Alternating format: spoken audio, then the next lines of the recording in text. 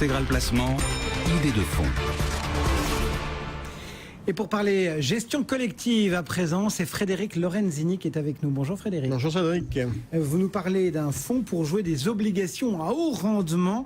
Est-ce que c'est vraiment le moment, quand on regarde un petit peu ce qui se passe sur l'évolution de ces taux ? Alors c'est vrai qu'il y a des incertitudes sur les taux.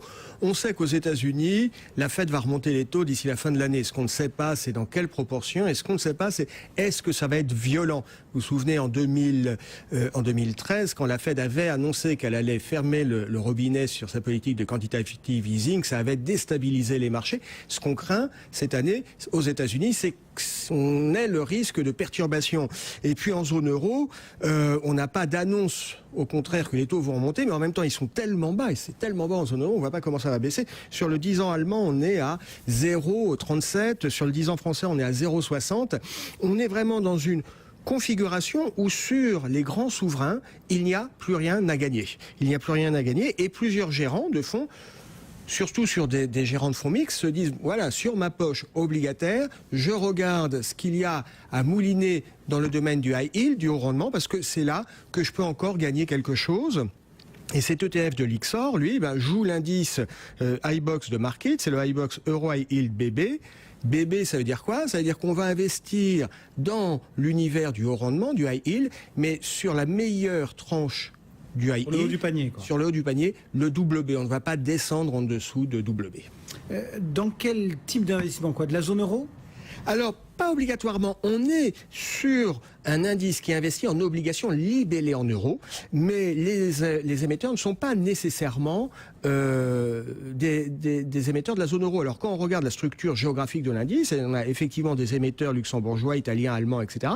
Mais on a aussi des émetteurs du Royaume-Uni qui ont émis en euros, ou encore des États-Unis, à peu près 10, 12, 13, 14% de l'indice, certes libellé en euros, mais avec des émetteurs hors zone euro. Ok, mais je reviens quand même Alors, l'important quand même, c'est que du coup, on n'a pas de risque de devise. Oui.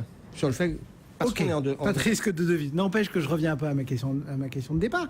Est-ce qu'on peut vraiment attendre aujourd'hui de la performance, on va dire, de ce segment de marché?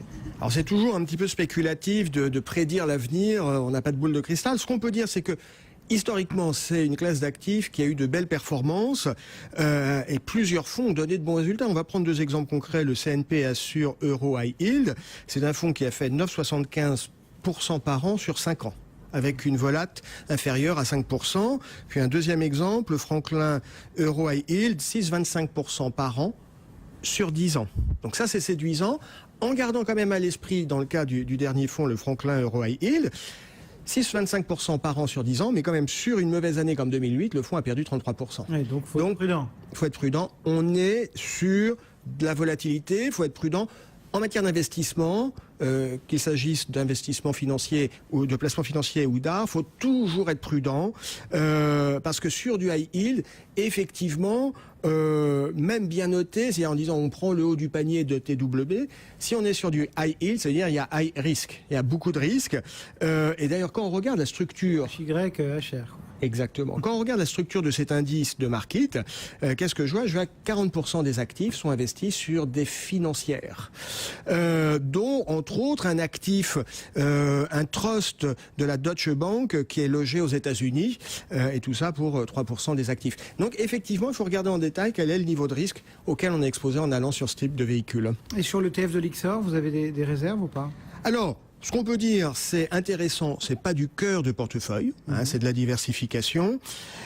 C'est pas vraiment une réserve, mais c'est un peu un regret, parce que sur cet ETF, on n'est pas en réplication physique. On est en swap de performance, on va pas revenir là-dessus.